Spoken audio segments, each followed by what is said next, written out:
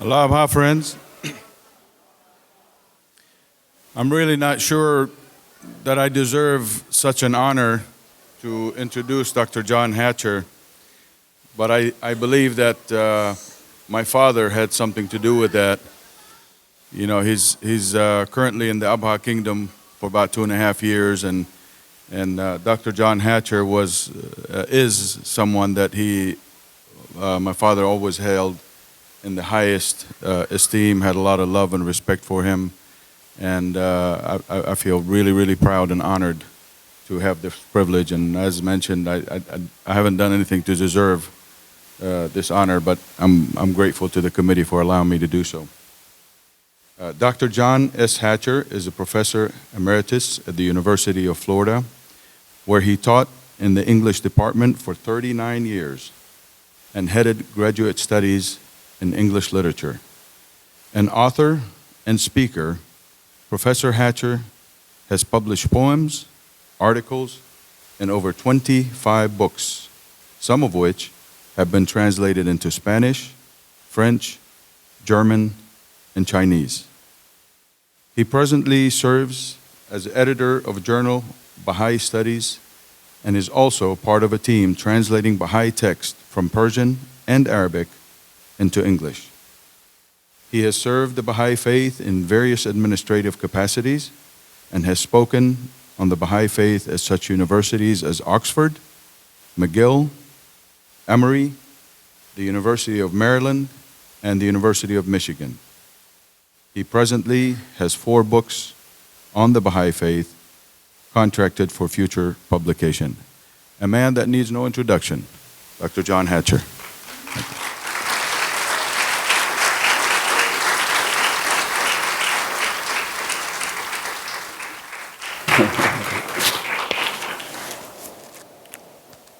Should we test this thing now? There we go. Okay. Let's get this over.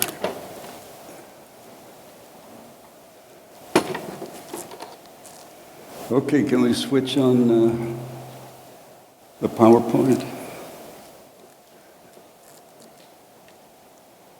Yeah, is that it? Yeah, that's it. Okay, friends, a couple of things to say. Is this a little too loud? Or y'all adjust it? The first thing I'd like to say is how great it is to be here with Ken.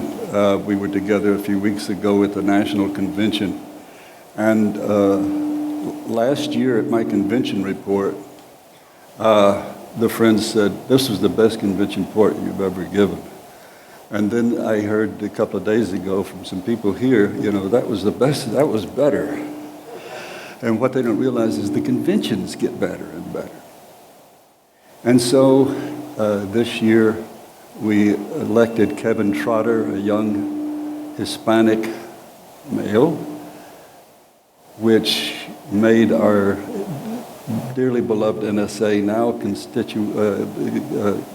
be constituted by, let me see if I can get it. I'll get the 2 white males out of the way first. A Persian male, a Persian female, the first one elected to the NSA ever, a Native American female, an African American female, an African American male, and now with Kevin Trotter, a Hispanic. So we've got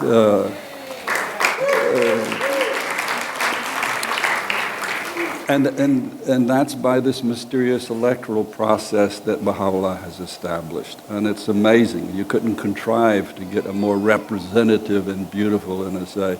But the main thing is that I've been a delegate for far too long, and but it has enabled me to get a historical perspective of the evolution of this institution of the convention. And it is so beautiful. It is like this, a family gathering now. And we love our NSA. I remember a talk several years ago by former House of Justice member Peter Kahn, and he said, you know, how many groups would say, you know, I love my city council.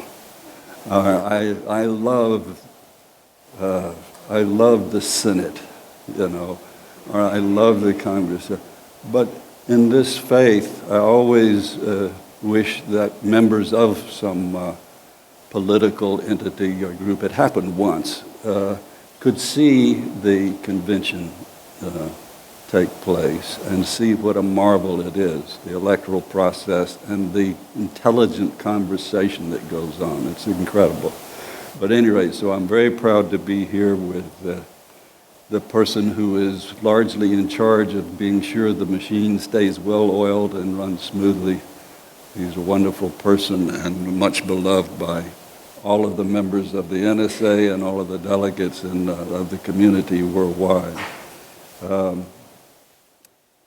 We're doing something to complement each other. I'm going to start off with some nitty-gritty stuff, and then he's going to back off and get a broader sense of knowledge, which leads to love, which leads to justice in both the individual and collective sense, where we're going to deal with nitty things like what is sin anyway, and how do we get rid of it, and what is salvation from a Baha'i point of view. One interesting thing about being here is that the last time I was here, I wasn't in this facility, I was across the lake at the Methodist Youth Camp. I was head of the Florida Baha'i School Committee. This was 1971, 44 years ago. It's not that long ago. And Robert Fuller and Irma Fuller were on the committee with me. You may remember them, some of you. And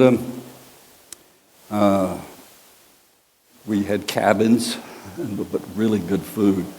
But I was raised a Methodist, and so I feel very comfortable in any Methodist facility because I think the Methodist Church prepared me to accept Baha'u'llah.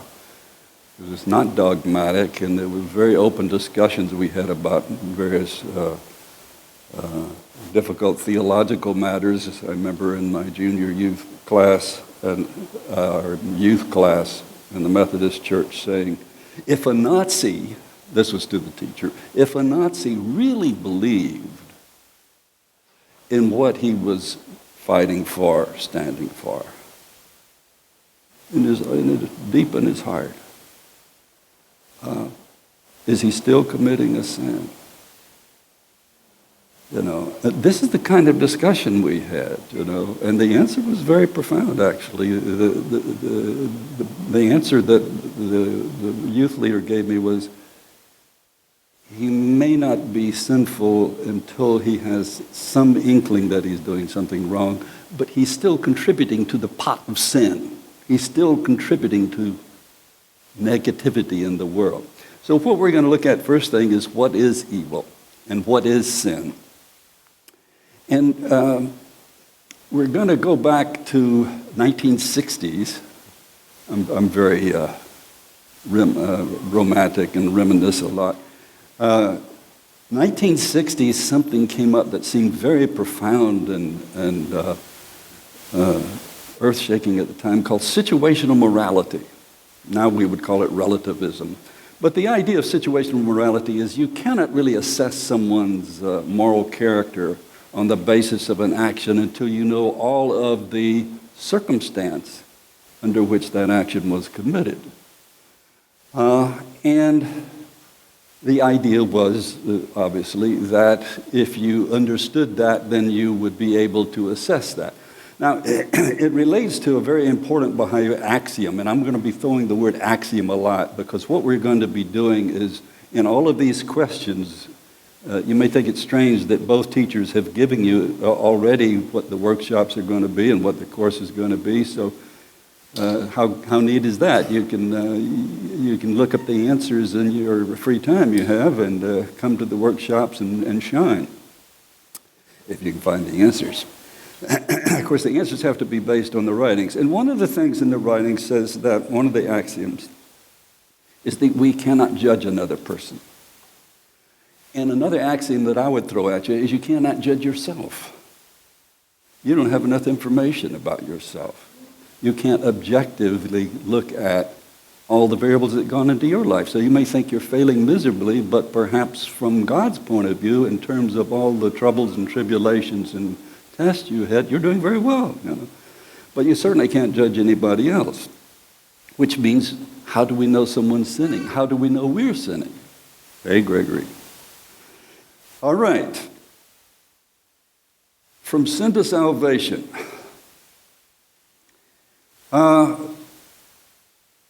Let's begin with a case of situational morality.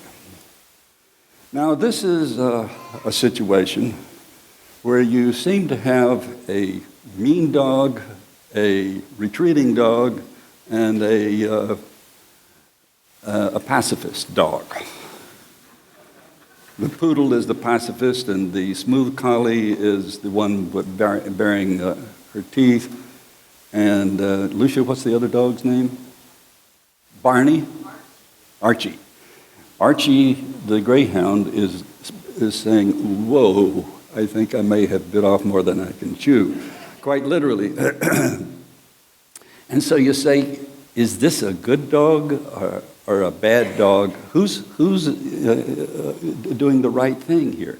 Well, I know the situation, so I can tell you who's the sinful dog and who's the heroine. And of course, the pacifist is obvious. That's Luigi, the poodle, drinking dirt water in the back. Now, you might think that Molly, the smooth collie, which was our dog, is mean. Look at those teeth. You wouldn't want those teeth coming at you. But what you don't realize, if you look carefully, you can see she's doing a 180 in the air. En l'air, how do you say it? Tout jeté, in area. She's actually, Archie is a mean dog. And Archie has been running all over the dog park, knocking all the other dogs down. And chasing Molly. Molly loved to be chased because she could outrun and outcut any dog there was. Even the greyhound, she couldn't outrun him, but she could outcut him. But she was tired. She just had enough of being bumped around by this dog. And so she ultimately, as you can see, Archie had been chasing her. She jumped up in the air, did a 180, and came down with her mouth like that, and Archie went, "Ooh, whoa." Okay. So Archie is the sinful dog, and Molly is the heroine, and Luigi is just shocked and stunned.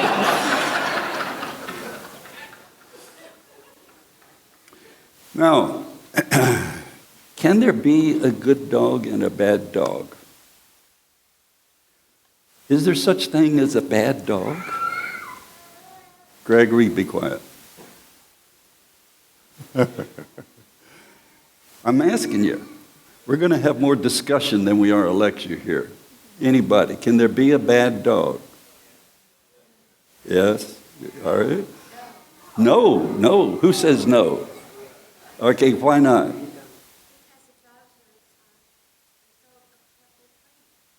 So she says a dog reflects what it is trained, and therefore it is neither good nor bad. Yes.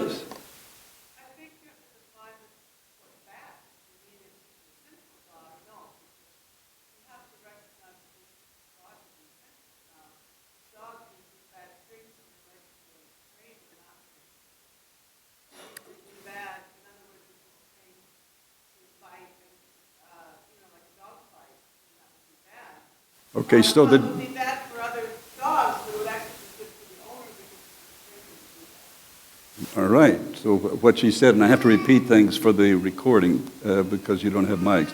What she said was that the dog may do bad things according to how it's been trained, but it's not responsible for committing a sin.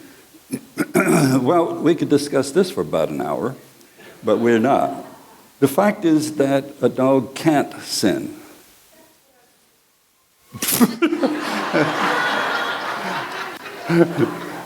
Yes, you were right, all right? I'd give you a star, but I didn't bring my stars. All right. Why can't a dog sin? What is in the nature of the word and the concept of sin that makes it impossible for anything but a human being to sin? Yes. The dog has no soul. Oh, poor dog. It's got no soul. You have to recognize the good and the bad. You have to recognize good and bad, which are concepts, abstractions. All right? So an animal can be loving. It can emulate all kinds of human attributes, which are spiritual attributes. And the more they are exposed to us, if we are spiritual ourselves, the more they will emulate our attributes in the same way that we become more spiritual, the more we emulate the higher expression of ourselves, which is the manifestation, or a person more spiritual than we are. So they can imitate or emulate and express love. I'm sure all of you have seen on the social media these dogs responding when their owner or master or friend comes back from the service, and there was one, this big black retriever, I think, that jumps in his lap and literally starts crying. And you think, you can't tell me that dog doesn't have a soul. Well, they have a spirit. They have a spirit. And what that spirit is capable of, we don't know yet. But very advanced development in terms of its capacity. It will never become human, but then will never become a manifestation. So, sin then is something that requires a concept of abstract notions of morality. And so the dog can say, oh boy, I'm going to get it now because I was on the sofa, and they're going to put their hands on the sofa to see if it's warm, and once they feel that, I'm going to get it. Or they're going to see the dog hair, and that'll be just as bad, and I'll get yelled at or get a scowl, and I don't like that because it feels bad. You know, and you could say anything to the dog, and if the inflection was right, it would be happy, and if the inflection was wrong, it would be sad. So, you know, you could say, good dog, you know, and the dog would cower. The essence of the human morality, or the engine of self, is the soul. But what is the soul? So our capacity to understand abstraction emanates from the powers of what makes us distinct, our soul. Now, the dog or any other animal may not have a soul per se. They have a spirit. They have some spiritual attributes. So when we say, do the dogs go to heaven? And Abdul Baha said to the little lady, if you need the dog, he'll be there. We all know that story. If you don't, I'll tell you later, but that's about it.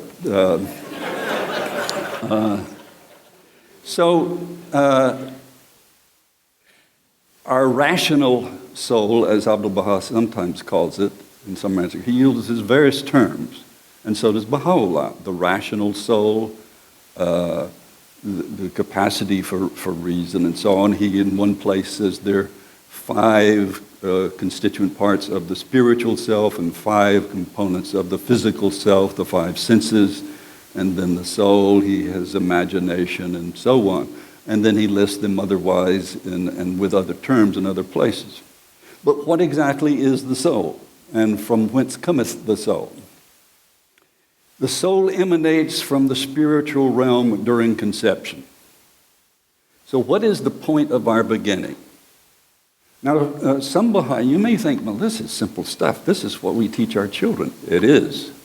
That's what's so wonderful about the faith, is your child can learn all of these axioms quite as well as you can, maybe not on the same level or the same application. But that's what's wonderful, is its logic. And children are inherently logical until you teach it out of them. Okay, and you teach them prejudices and biases and so on. But if you let them and nurture it, they'll be supremely logical. I remember one time at a school, and we'll get to this later, this point, this axiom. I was talking to my niece, whose daughter was there at the school, and she was only 13, but she wanted to go to the adult class, so her mother let her. And so we were talking before the class and said,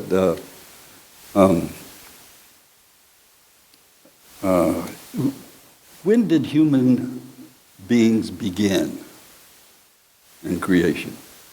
And this is something else we're going to get to, the point where God decides to create human beings. And of course, you are all familiar with the hadith that says, I was alone, I wished to be known, therefore I brought creation into being that I might be known. And of course, it's paraphrased in several hidden words.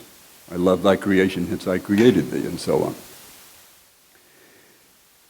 And so I said, well, let's get Michelle here, and I'll show you how it works.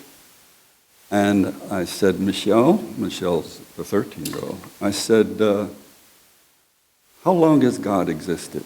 And she said, forever. I said, what is God's will? What does he wish to do? And she said, create people. And she knew to know and to worship him, because she knew the prayer, the noonday prayer already. She was a fairly intelligent, advanced child, and still is. She's at the University of British Columbia right now. And I said, so when did God begin creating human beings? He said, forever. Why did she say that? Because there's nothing else she could say. Because it's logical. There's no other deduction you can have. If God has existed forever, and if his desire is to create beings capable of knowing and loving him, then when did he start this? When did he suddenly say, I know what? I feel alone. Now, he's existed forever, and suddenly he, at one point in forever, decides that I feel lonely. Of course, we don't mean he's lonely any more than... well, we'll get to that later. So the soul emanates from God, we're told. We emanate from God. So do we pre-exist? Nobody wants to answer that one. Yes, we don't. The writings say very clearly there is no pre-existence, that our identity begins at the point where the soul associates with the body at conception. Now, I can show you writings later where it says it very specifically, but not in any form do we exist. There's no soup of souls, and we are part of the soup, and we go back to the soup. It doesn't say that. We have our identity beginning at that point, and we retain our identity throughout the worlds of God. Period. That's an axiom. Now, you don't have to take my word for it. You have access to the same writings I do, and nothing I say intentionally distorts the writings. I may make wrong inferences, and I may make wrong deductions, but the writings that take these things from other writings that you have access to. So we got one problem left here. When is conception? Well, it's not at the point of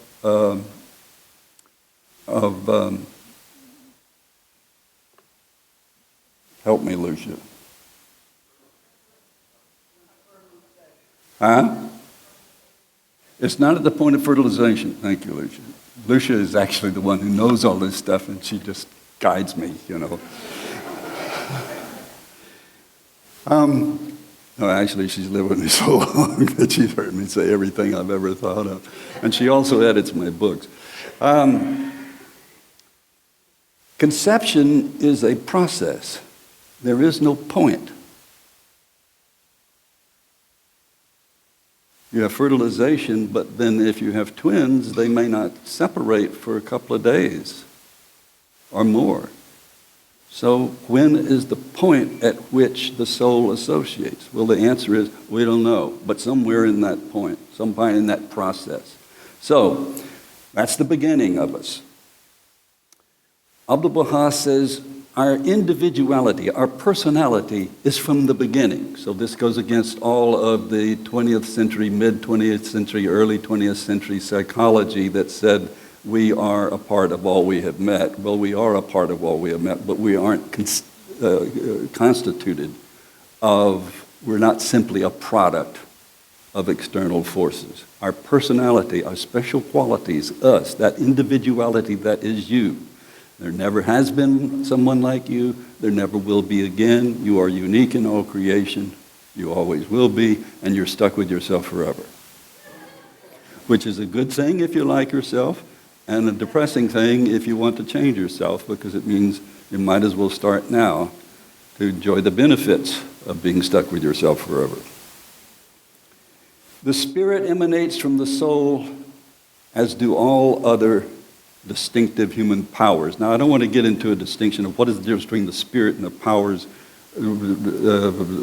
That gets largely semantic. Suffice it to say, everything that makes us distinctly human is a capacity that emanates from the soul, and that includes your reason, that includes your memory, your not imprint, the kind that the elephant has, but the conceptual memory.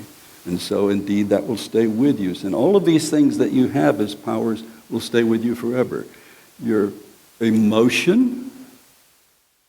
Now why is that important? Because if you believe that motion is simply the result of neurotransmitters crossing the synaptic cleft in your brain, then when your brain is gone, that means you're not going to have emotion. But the brain is not the source of emotion. It is a transmitter of emotion. The soul feels and transmits it to the brain so that you can feel it while you're associating with the body and others can see what you're feeling as well. So, free will. Will is a part, a power of the soul. Everything that's distinctively human about us, that distinguishes us from Molly, as good and noble as Molly was. She's gone on the doggy heaven now. But her spirit still lingers. You know, those of you who love animals, you know what I mean. Right? So she lives on in our lives. She lives on and in what way, I don't know. But that's something we can ask when we cross over. Unless we cross down.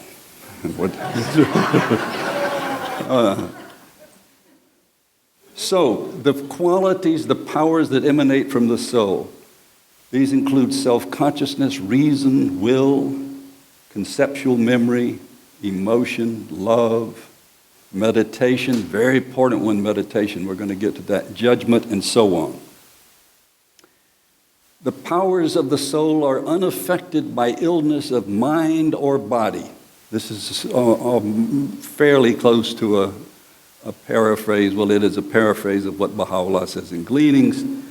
And this is incredibly important because that means if you have a child that has a disability that is not fully formed, and this is something that I found comforts a lot of people who go through the really incredible amount of service and love of raising a child that is incomplete in some way, whether physically or mentally, or goes through some degenerative disease, or where you're a caregiver for an adult going through the same process. Their soul, their essential self, their personality is okay. In fact, it may be being strengthened by this stress in the same way that an athlete who is not stressed is no longer a good athlete. And so how long does the athlete keep up stressing himself or herself? Anybody? If you want, let's say you're training to compete in the 100-yard dash. When do you start training? Yesterday. And how long do you train? Every day, you know. And you don't get to some point and say, okay, that's enough. That's enough training. There's a balance, and a good coach discerns that. A good teacher knows how much to stress and how much to lay off. What is the balance between stress and so on? And so God, in stressing us with suffering, is training us. And so someone who has a disability, whether of mind or body, is being strengthened. And so once that association with the body no longer exists, that soul is now liberated from that dysfunctional intermediary, that is the brain body. And they may be incredibly stronger than someone who seemed to be valedictorian and everything else. This is not only comforting, it's very important, because each of us is going to go through a process I'll describe in just a second, where we are doomed for detachment. Of course, detachment is a positive thing in the faith. We want to become detached, but we're going to become detached whether we want to be or not. So long as the association between the soul and the body endures, our sense of self is largely dependent on a healthy, what I like to call a transparent brain. Now, what do I mean by that? That the brain is able to translate into or manifest into physical actions the intent and nature of your soul, your essential self. Okay, not your insistent self. Well, hopefully not your insistent, but it'll translate that too. So in other words, as long as your brain is transparent, everything's working properly, what you see is what you get, and what you try to express is what will be understood. As long as that brain is transparent. Now, if you through Alzheimer's or some traumatic injury, it can no longer do that, then we can't understand what that soul is experiencing. And the soul itself can't either, in the sense that our consciousness, and that's one thing I didn't put down that's more important than any others, our consciousness is one of the powers. Our self-consciousness, our self-awareness is one of the powers of the brain, of the soul. And so because our own sense of self is caught up in this very tightly in this associative relationship, even unless we have a near-death experience and we get away from that attachment, what we feel is what our body is telling us we're going through. And so that's why we can't even assess our own development. We can get to more of that later. And incidentally, a lot of what I'm telling you is described very beautifully in a 3-part talk that I'm sure a lot of you have heard called The Immortality of the Soul by Rupert Dunbar, which is doing very well on YouTube. I strongly recommend it. He does some really nice stuff on that, particularly when we get to the afterlife. Our awareness of our body is not acquired. Now, this is kind of an incidental axiom, but it's worth knowing. I know my hand's out here because of my kinetic receptors, kinesthetic receptors, but I'm aware of my body, and in fact, of course, when I'm young, my body is me. Now that I'm older, my body is something I'm dragging around, all right? And sometimes not very successfully. Now, why is that? Abdu'l-Baha explains this. He says, our awareness of our body is not acquired because the spirit surrounds the body. What does he mean by that? Well, I don't know, because the spirit's not physical, so how can it have a physical parameter? I don't know, but he says it. But he says it, interestingly, not to explain the nature of the soul, but to explain the fact that the manifestations are ontologically on a different level than we are. They're a different kind of being. They're not just advanced human beings. Because he goes on to say the manifestation, the spirit of the manifestation, surrounds reality itself. And therefore they are aware of everything. Isn't that interesting? So here are some quotes that sort of back up some of the things we've said. The foremost degree of comprehension in the world of nature is that of the rational soul. This power and comprehension is shared in common by all men, whether they be heedless or aware, wayward or faithful. In the creation of God, the rational soul of man encompasses and is distinguished above all created things. It is by virtue of its nobility and distinction that it encompasses them all. In effect, the human soul is the highest form of creation in the physical world, other than the manifestation, of course. But the manifestation is, of course, not of this world. Manifestation, unlike us, pre-exists in the world of the spirit. So they're totally different beings from us. That's very important. A lot of Baha'is don't understand how important that is, that they aren't ordinary human beings. They aren't suddenly transformed from one form to another.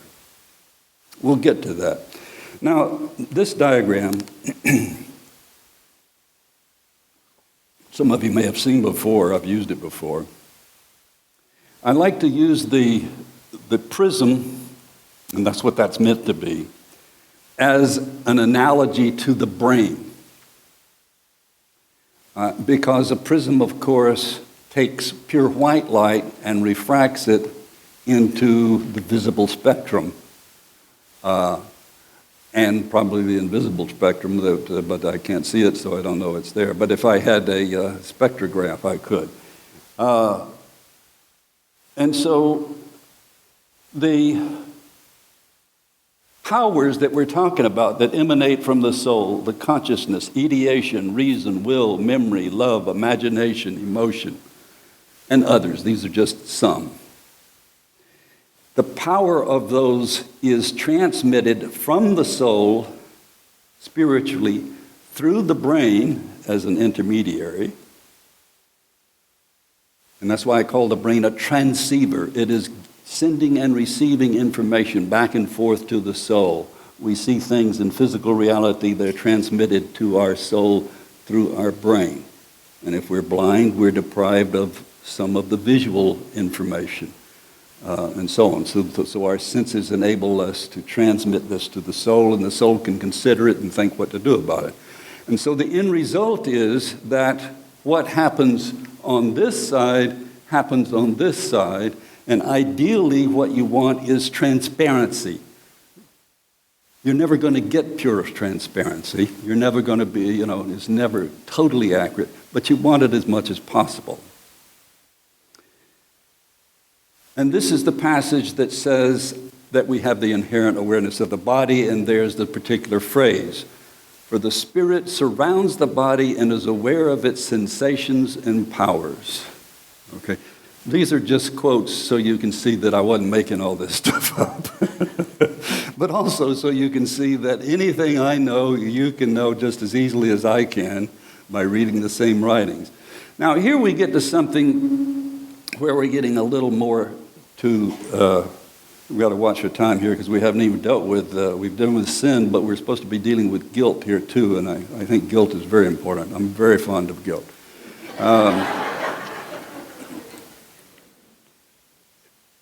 The paradigm for our life is sort of pre-designed. We have spiritual development, we have physical development, and hopefully they're kind of in sync for a while.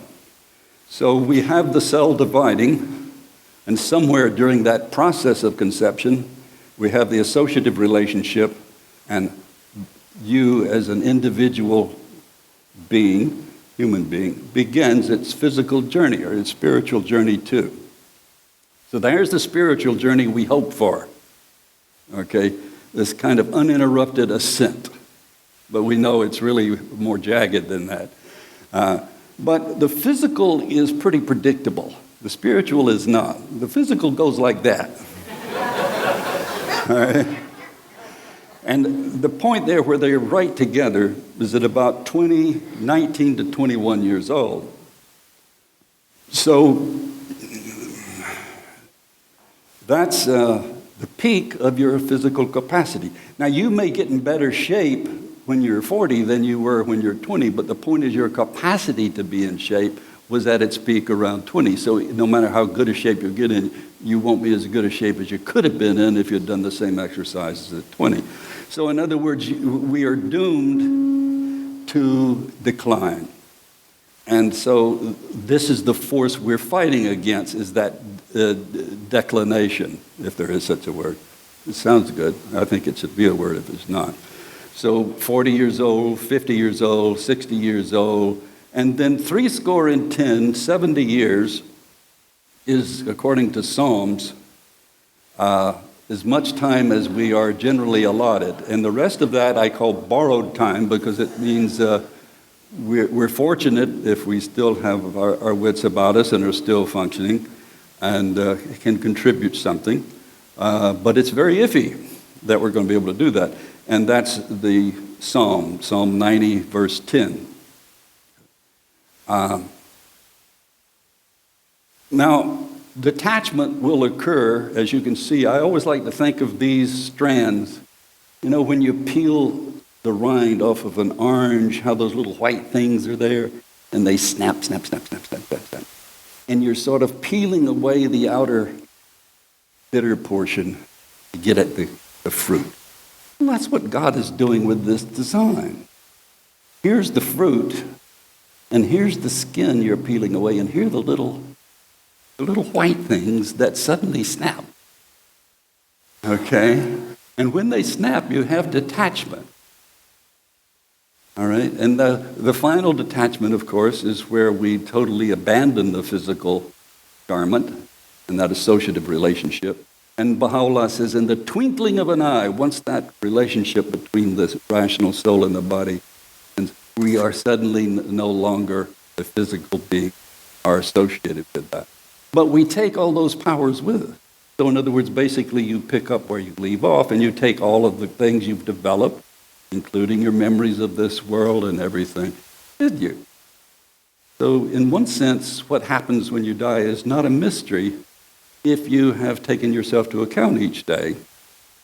Because if you've done a fair job, you'll say, well, I know exactly where I am. And God will say, yes, but you forgot about this and this and this you did in the recounting when you do the final assessment.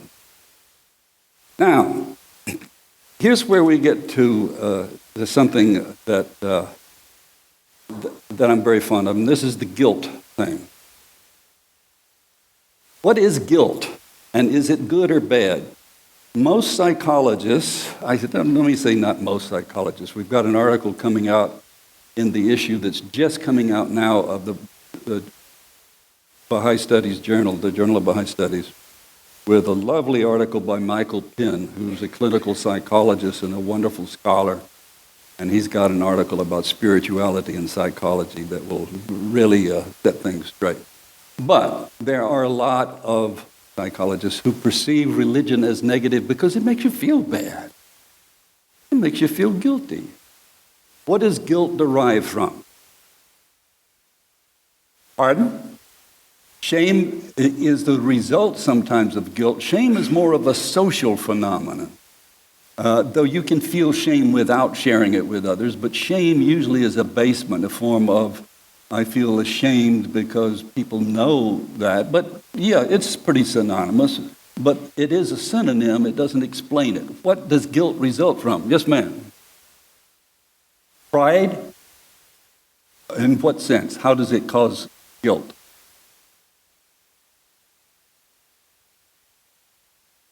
Speak a little louder, please.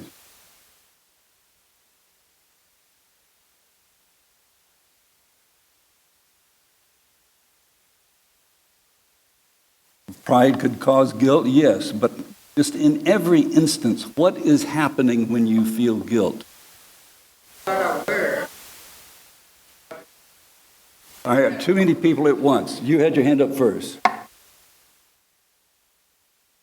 That's as simple as it gets. That's right. So pride may be one reason you would fall short of your expectations, but that's what causes guilt. You expect one thing of yourself and you perform another way, less than what you expect of yourself. That's one reason we take ourselves into account each day. Yes?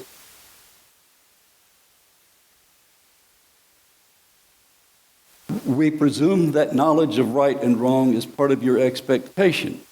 But, again, it depends on what you are. If you're an athlete and your sole metric by which you assess your accomplishment is how well you did at the last track meet, I keep using track metaphors because that's what I did, then you would say, oh, I feel guilty because I didn't work hard enough or something.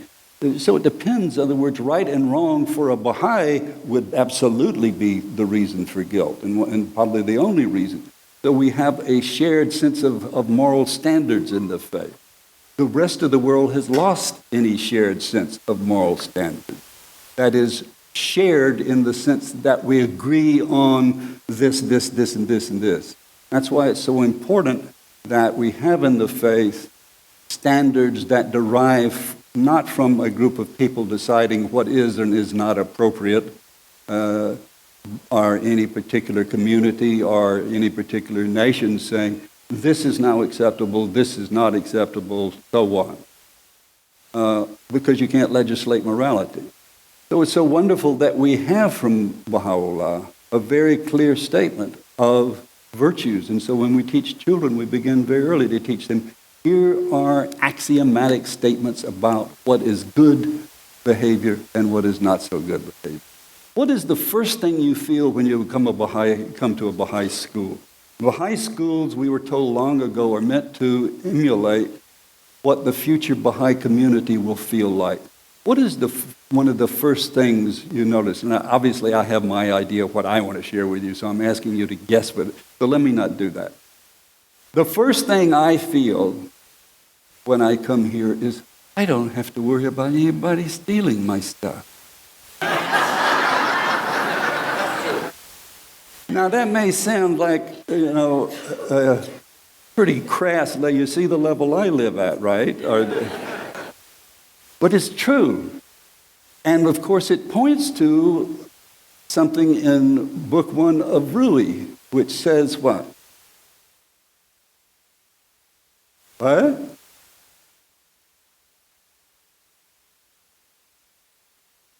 Thank you. Very good. And also about trustworthiness. Foundation of all other virtues. And it is. And if we could just have this trustworthiness we have among each other in the real world, wouldn't it be nice? And that's the first thing I noticed is these are my friends.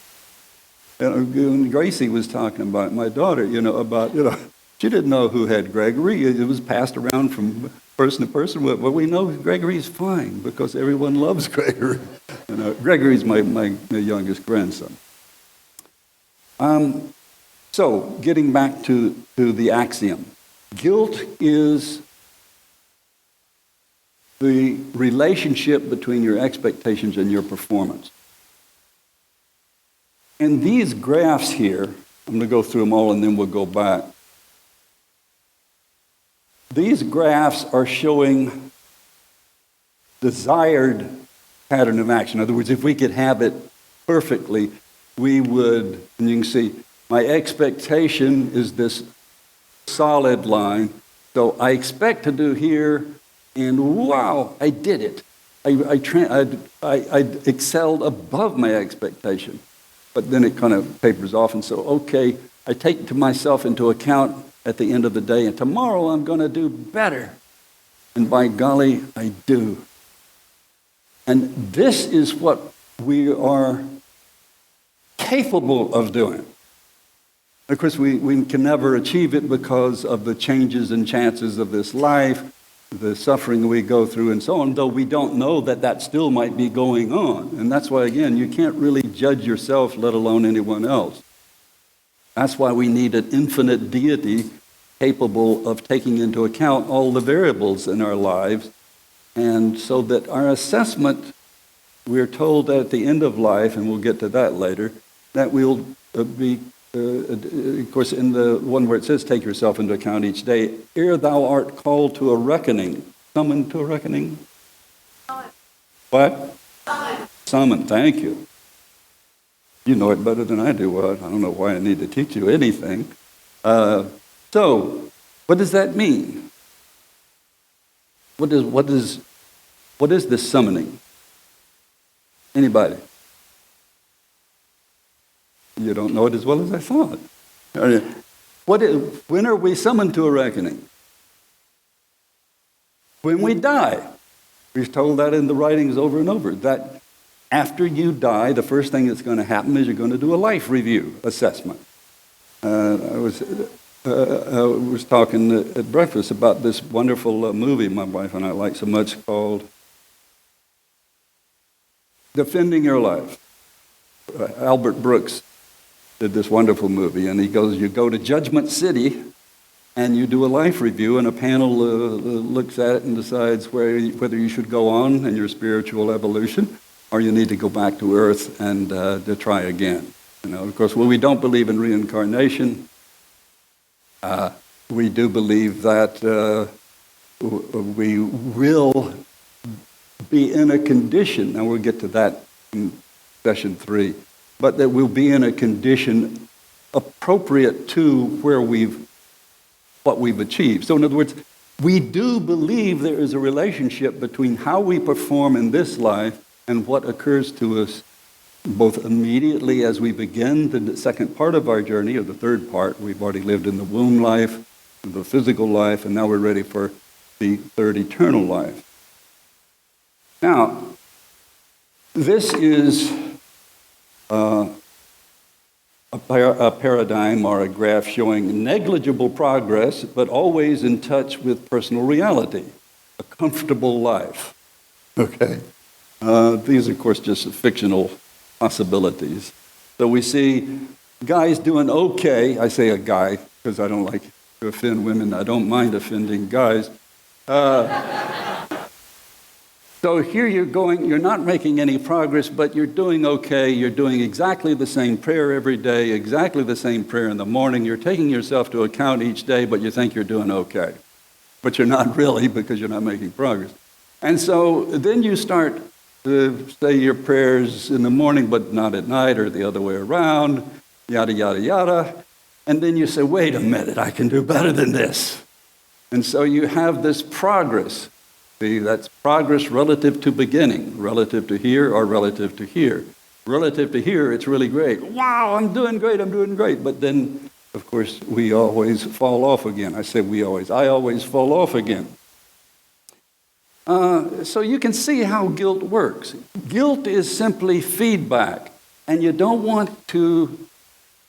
The idea that guilt is bad is absurd. It is a message. If you feel like your foot is on fire, all right, you don't want to say, bad nerves, telling me my foot is on fire, I don't want to know such things. That makes me feel bad about my foot. But if you look down and your foot is on fire, then you'll probably want to move your foot out of the fire or pour water on it. But if you look down and your foot is not on fire, then you go to the neurologist and say, the messenger is screwing up here. The same thing is true with your own sense of self. So if you go into a state of depression, and we've got a great article coming out on that by Abdul Masag Gadarian in the fall issue on depression, almost epidemic. Well, what is depression? Depression is where the neurotransmitters, the messengers, are giving you the wrong message. And so you need help in fixing that, so the brain is transparent again. And so here you see a situation where you really fall off in your performance, and that's enough to make anybody feel depressed, for sure. Oops. There. Where's the little... doobie here. Got a little button I can press. There it is, right there. All right, and then the guilt chart here, same thing. Slightly guilty, dissatisfied, pleased with ourselves, very guilty, normal day-to-day assessment, so on. You can see the various configurations. So guilt is a messenger telling us how we're doing, unless we feel it obsessively and inappropriately, in which case the messenger may be screwing up. You may need to change your diet, you may need to take SSRIs or have some counseling or whatever.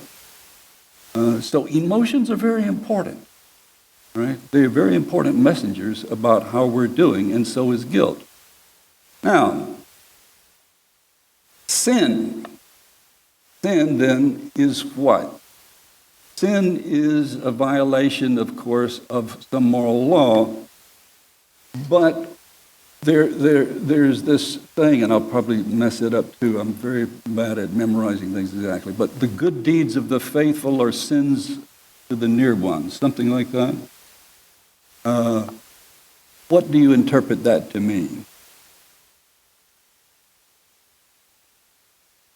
Relative. Sin is relative. Now, it doesn't mean that the moral perspective of Baha'u'llah is relative, but it means the accomplishment of something is relative. So what was a good deed for you when you were an alcoholic, if you have been sober, then you are doing great. So in other words, if I have never had a problem with alcoholism and I go a day without alcohol, I haven't accomplished anything. But if I've been an alcoholic all my life and I go a day without alcohol, I've done very well. So this is why the problem when we take ourselves into account each day is we have to keep examining what our standards are in relation to what's possible for us to do. Okay? Now, if you look on your sheet, and as I say, it's wonderful that here we are, teachers, Ken and I, and we've already given you out the questions and the passages, and so, I mean, there's not much left for you to do, except that some of these are very hard, and you'll never get through all of them in our class. But let's look at some of them. The defining terms in Class 1, and then I have passages that relate to those, particularly dealing with the symbolic terms of Satan and sin and so on. And then the class workshop, which has questions that are similar to the terms that we are defining and based on a lot of what we've already said. So let's deal with some of them now. Let's look at the first page, Class 1, defining terms. Now, there's a passage by Abdu'l-Baha that says the following.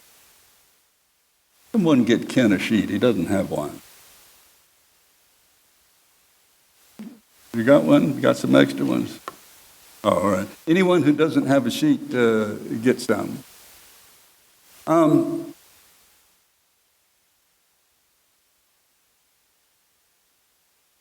Abdu'l-Baha says that evil is essentially non-existent.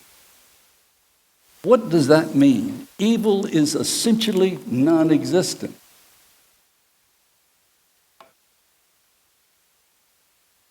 Yes. I couldn't hear you. Okay. Take it further. He says it's the absence, sin is the absence, evil is the absence of good. All right? Take it further. What do you mean? In other words, evil occurs, right? There's evil in the world right now. It's, the things that these fanatical groups are doing, that's evil. I don't understand negative reality. What do you mean by negative reality? Okay, that's not bad at all. That's nice. Darkness is the absence of light. And that's the way, those are the terms in which Abdu'l-Baha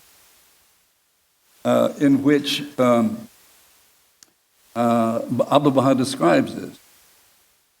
That there's no such thing as a force from which exudes evil. So the term essence and essentially are very important in the Baha'i writings. Our essence is our soul, and from the soul emanates our powers. All right? The essence of the manifestation is his soul. All right? We will never understand God. No, that's not true. What will we not understand? The essence of God. We know all about God. And we can look at the manifestation, and they emulate every quality of godliness. They are as much of God as we understand, or ever will understand. The Guardian says, even in the next world, we will understand God through the intermediaries of the manifestation. They are as much of God as we will ever know. Why? Because they perfectly reflect the attributes, all the attributes of God. So essence is a very important word. It means the essential reality of something. Not what it does, not qualities it has, but the essence, the essential reality. So when we talk about what the soul, we really don't know yet that much about the soul. We can't understand it. We just know it's a spiritual essence that emanates from God, and it's the essence of us, and it will be forever. So, the essential reality of evil is that it's simply the absence or negation of goodness, but it has results. Okay, and that's what's confusing. So in other words, an analogy I've liked to use for about 50 years now is that if you go to the Chicoutimi, where my niece lives, north of Quebec, in the wintertime, you'd be an idiot to do it. But if you did, you would say the absence of heat is killing. I can't stand this. This is an incredible force that's numbing my feet and my hands and so on. So how can you say that's not a force? Well, it has results. It has effects. In the same way that if a person turns away from goodness, that has an effect in the world. Going back to my Nazi analogy, okay? May not, turning away from the light causes darkness. Right? Turning away from the heat causes coldness. But there is no essence of coldness. There's no force from which emanates cold. There's a force from which emanates heat, light, positive things. So evil is essentially non-existent. But there's a term we have to use to describe what happens when someone turns away from the good. All right?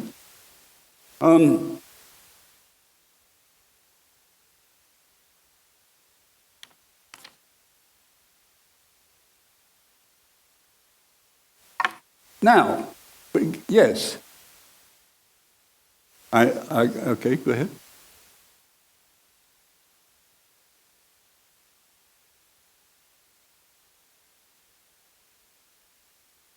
It's the absence of good, but it has an effect. In other words,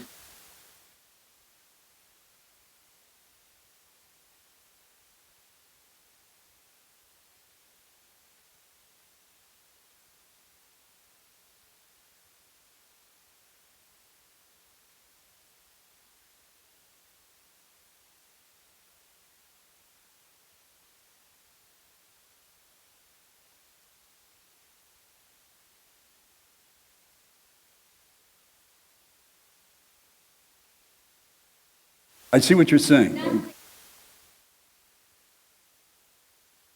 It comes from turning away from the good. In other words, what she said was, where does evil come from then? I didn't make the cold analogy good enough, perhaps. Let's put it this way. Cold is simply the slowing down of molecular processes, right? The molecules are slowing down. What makes the molecules speed up is heat and light. All right? So you can say the only force at work is the force that causes the molecular structures to speed up. All right?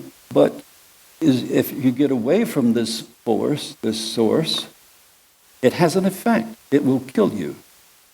So you can say, what's killing me? The absence of heat. So it has an effect, but it doesn't have an essential source. So in the same way, if you turn away, say you suddenly became corrupt, and you became a bad mother. I can't imagine it, but that's the thing. It's possible for all of us to screw up. That's what we get to later with the fear of God. What is that about?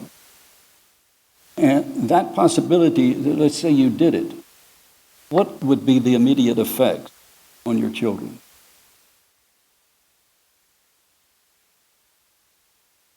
Suffering, they would be changed, they would be confused, they might be injured the rest of their lives, okay? So it would have an effect. But so you're right, exactly right, you put your finger on it. Evil in this sense, it only has meaning in terms of human choice and will, which emanates from the soul, where we make choices about what we will do. Okay? But the only positive force at work in the world ultimately is God, from which emanates all the rest of reality. And that's what we're going to get to later, and that is, is if you understand what God really desires, then everything else has to exist. There's no other way God could have done what he wished to do than the way he has done it. Why do we have a physical body instead of going, if we're essentially spiritual in the first place, why don't we simply go directly to the spiritual world? Why do we have to go through this? All right? Because it's the best way to get the job done that God wants done, namely to create a being that has a choice and doesn't know which is the right choice until that being does what Ken is going to discuss. Attains knowledge, is attracted to what one understands, and then acts justly accordingly. Yes, I did. I just gave you a course. I'm sorry.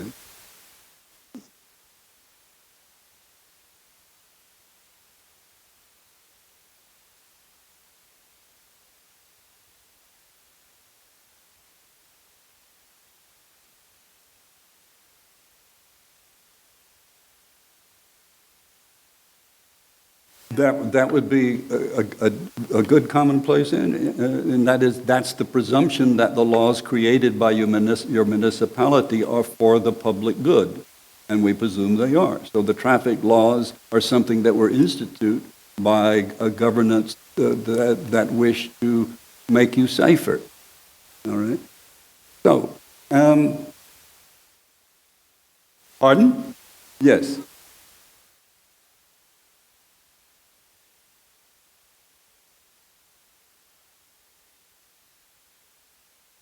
All right, this is where we're getting into relativism and cultural identity.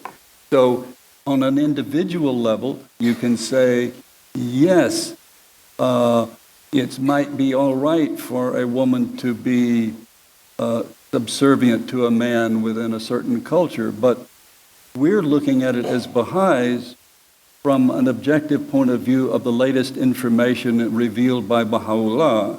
And so we would say, we kind of overlook the cultural relativism of that proposition. So you can say, from the culture's point of view, yes, they define what's good and what's not good for those individuals. And you can say, as long as those individuals believe that that's good and that's true, that's fine. But you had people like Martin Luther King in this country who said, my culture says that I have to drink at a separate water fountain and that I have to go through all this raggedy process in order to get to vote. I don't find that just. Therefore, I'm going to change my culture. Now, as Baha'is, we'd say, well, yeah, in fact, a lot of Baha'is were, you saw the movie Selma, if you did. There were a lot of Baha'is who went down there to participate in that. Of course, then we get into violation of the law, civil disobedience, and we get into at least a couple of Baha'i schools worth of talk. All right, now let's do a couple of more, and then we'll get ready to go to your classes and go through these passages and try to answer them on your own. Here's an interesting thing, as if the rest of this weren't. If terms like Satan and the evil one are entirely symbolic, why are they personified so powerfully? Why are they capitalized, first of all? The evil one, you see that in the writings, you think, wait a minute, we don't believe in the evil one, but there it is, and it's in capital letters. Why is it in capital letters? That's a good answer, because it is such a powerful force, what Abdu'l-Baha calls the insistent self. It just never lets go. And you have stories of Tarazullah Samandari asking for the power, the prayer for the confirmation for obedience to the covenant be said. And the same thing for another individual. Same thing, forget who it was. But at any rate, his answer was, there's still time. I could still screw up. And that's the fear of God thing we'll get to later. But one other reason, just grammatically, yes.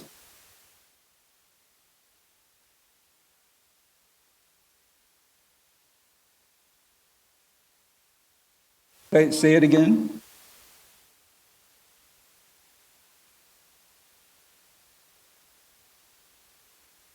Antithesis.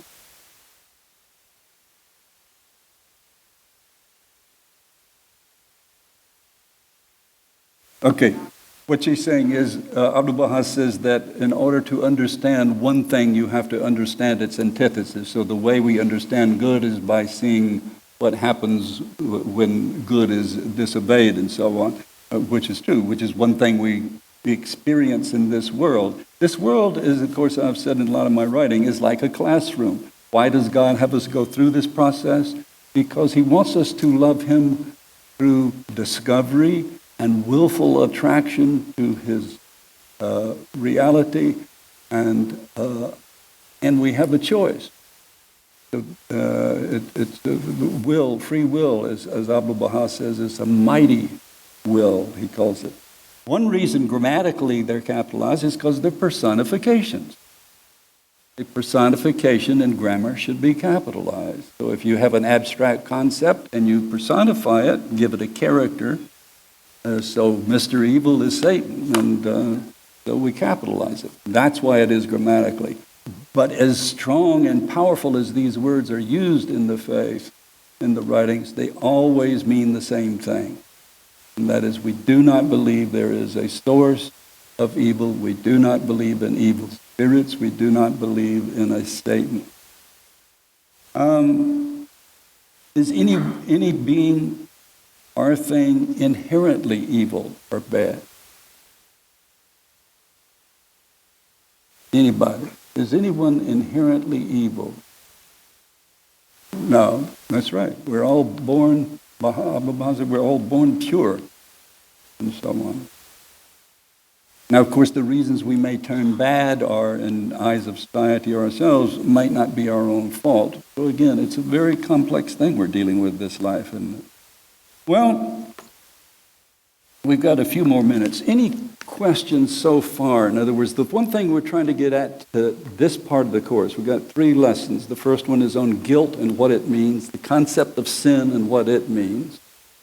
And then we're going to deal this afternoon with, so what do we do to improve ourselves? What is our personal IPG, we're going to call it? Intensive program of growth. And then on tomorrow morning, we're going to deal with salvation and what is salvation from a Baha'i point of view. And is there such a thing as salvation from a Baha'i point of view? Very interesting. Yes, you got a question?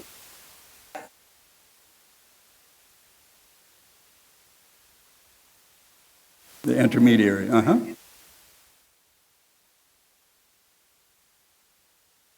Mm-hmm.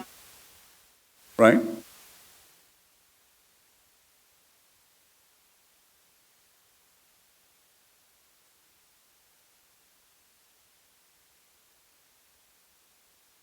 I think your question is, how does God assess, or what is the ultimate result of those who commit evil acts because of a dysfunctional mind or schizophrenia and so on?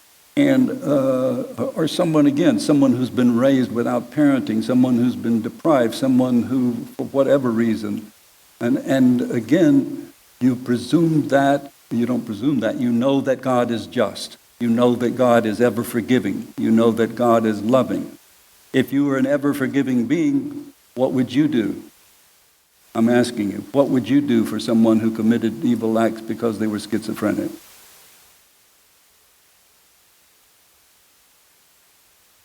You would forgive them. All right. So again, I ask the question I always do at this point. Do you think God's less forgiving than you are? All right.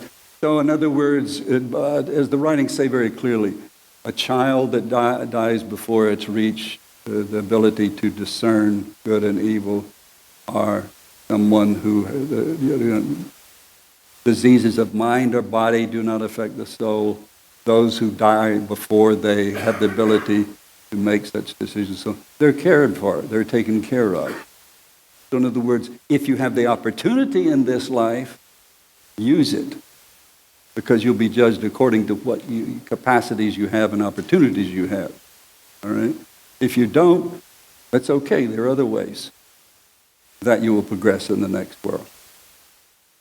So those who can't have the opportunity in this life, God is just and God is loving. They'll be taken care of. But you who do, who's responsible for your spiritual development? No one is responsible for the spirituality of anybody else. Baha'u'llah says, no one's spirituality is conditioned, can be conditioned by another. Meaning, no one can become spiritual for you, and you can't become spiritual for someone else, which makes you be in the sort of position God is in. Love me that I may love thee. If thou lovest me not, my love can't reach thee.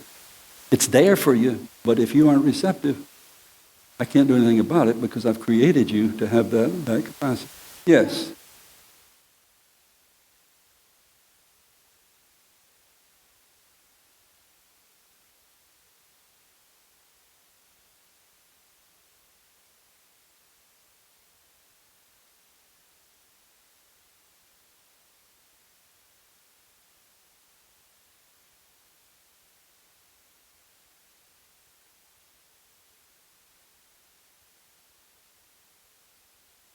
The total that...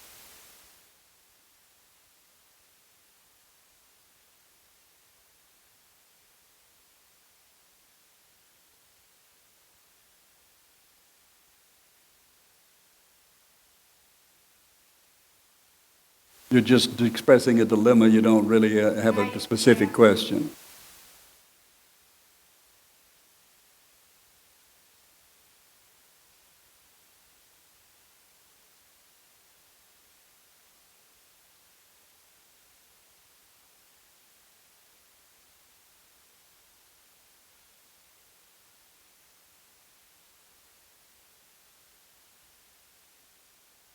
Okay, so your question is, even though we're supposed to be forgiving of someone else who is iniquitous or who has a bad influence on us or our children, what is our response? And our response is you pray for them and you hope the best for them, but you protect your children, you protect yourself. The hidden word, don't associate with the ungodly. Well, that's maybe, that could be taken a little too stringently. Obviously, that's mollified according to the situation in which you find yourself. But you're supposed to defend yourself, defend your family, and so on. How you do it, their situational morality is fairly affected. It depends on the situation. It depends entirely on the situation. You have to do the best you can in any given situation. So at what point do you say, this far and no further? That's a decision you have to make on a daily basis, and it may change. Yes, ma'am.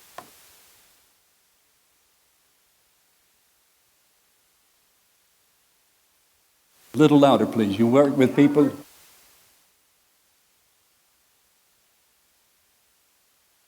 Yes.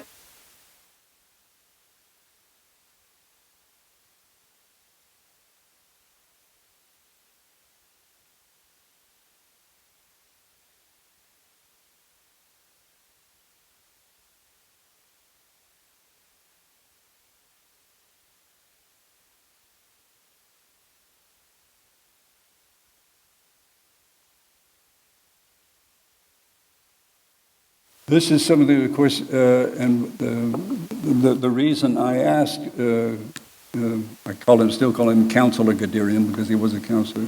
The reason I asked him to write this on depression was particularly because depression still has a stigma, particularly in a religious community, that anyone who is not gleeful and happy, why you're depressed, you're a Baha'i, you have everything you need.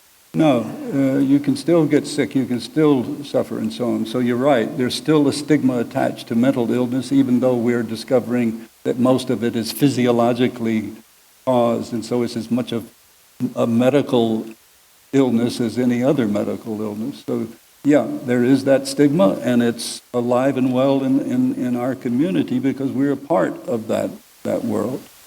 Okay? Friends, thank you very much. We now we have a coffee break, right? And then we will have your...